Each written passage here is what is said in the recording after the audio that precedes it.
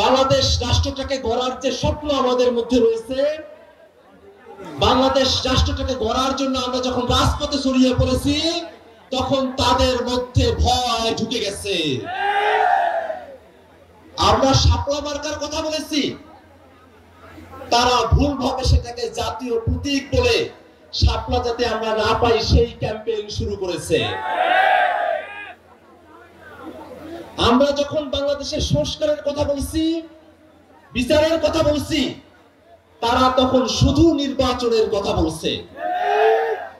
বাংলাদেশে যদি আগের হাসিনার সিস্টেমই থাকে, হাসিনার সংবিধানই থাকে, হাসিনার বিচার বিভাগই থাকে, হাসিনার প্রশাসনই থাকে, তাহলে আমাদের নতুন করে বাংলাদেশ গড়ার যে স্বপ্ন, সেই স্বপ্ন কি বাস্তবায়ন হবে?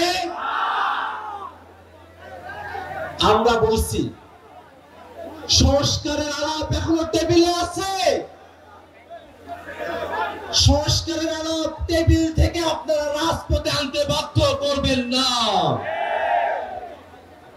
সংস্কারের আলাপ যদি আপনারা টেবিলের আলোচনায় সম্মত না হন, বাংলাদেশের মানুষ জুলাই অভ্যুত্থানে যেভাবে রাজপথে নেমে এসেছিল সংস্কারের দাবিতে, তার থেকেও বহুগুণে তারা রাজপথে নেমে আসবে ইনশাআল্লাহ।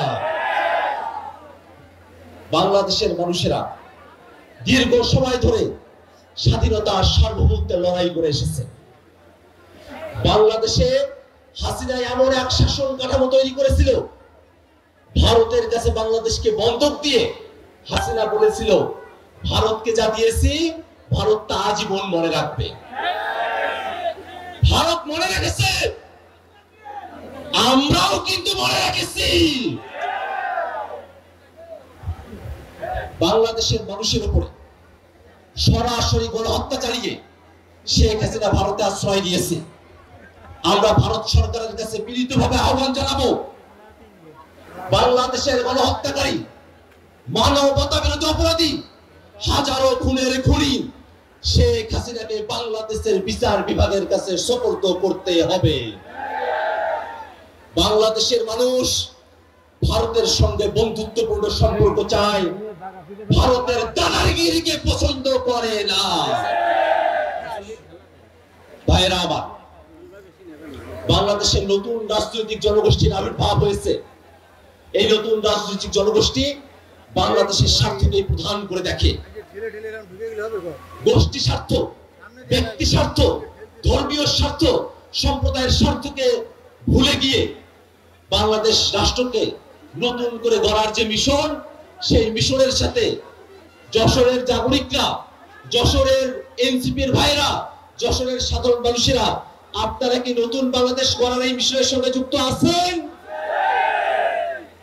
আমরা কিন্তু নতুন বন্দোবস্তের কথা বলেছি। নতুন বন্দোবস্ত যতক্ষণ বাস্তবায়ন না হয়, ততক্ষণ পর্যন্ত রাজপথ দখলে রাখার মানসিকতা আমাদের আছে। ভাইরা আমার, বাংলাদেশের মানুষেরা দীর্ঘ সময় ধরে নিষ্পেষণের মধ্য দিয়ে গিয়েছে। উন্নয়নের গল্পের কথা বলা হয়েছে, কিন্তু বাংলাদেশের প্রতিষ্ঠানগুলোকে পুনর্গঠিত হইতে দেওয়া হয় নাই। আমরা 47-এ ব্রিটিশ থেকে মুক্ত হয়েছি, 71-এ স্বাধীনতা অর্জন করেছি, 24-এ স্বৈরাচার হাসিনার থেকে মুক্তি পেয়েছি। আমাদের বর্তমানে লড়াই ফ্যাসিবাদী শাসন কাঠামো থেকে মুক্তি পাওয়ার লড়াই। এই নতুন লড়াইতে, বাংলাদেশ রাষ্ট্রের প্রতিষ্ঠানগুলোকে গড়ার লড়াইতে আপনাদের সকলের স্বতঃস্ফূর্ত অংশগ্রহণ প্রত্যাশা করে আমি আমার বক্তব্য এখানে শেষ করছি। ইনকিলাব জিন্দাবাদ।